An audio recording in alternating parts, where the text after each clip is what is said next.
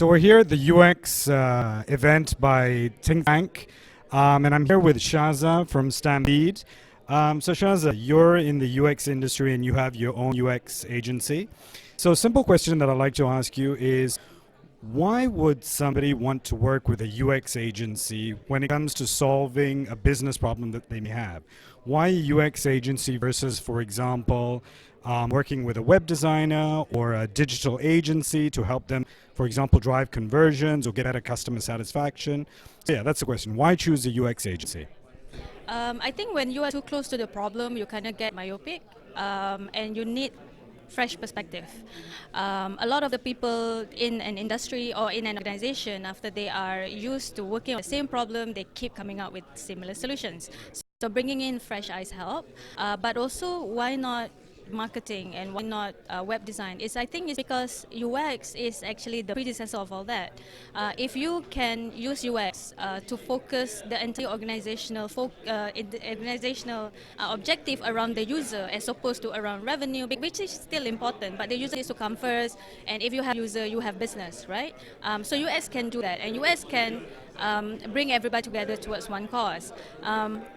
We also noticed that UX helps organizations bring the risk forward. So instead of exploring a certain opportunity and going all the way to development without even testing it and without even knowing who you are doing it for, UX can help bring all these questions forward, so that if you want to risk it when it's still at factor 1 as opposed to at factor 100. So I think that's why some corporations, like for example Petronas and Touch and Go, they come to a UX agency like us because they realize that they can reduce their risk and they can also increase the capability of their own team, because they get to have their team working with somebody from the outside. Yeah.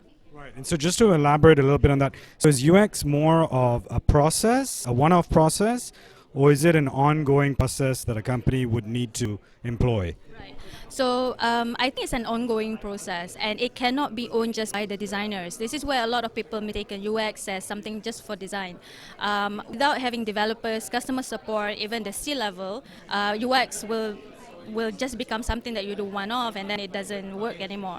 But instead, if you can involve everybody and get everybody buy in right from the very beginning, it can be sustainable for your own organization. So for example, when Stampede comes in and consult an organization about UX, we always insist that there is a custodian from that organization to help take over so that they can continue sustaining the UX process in-house.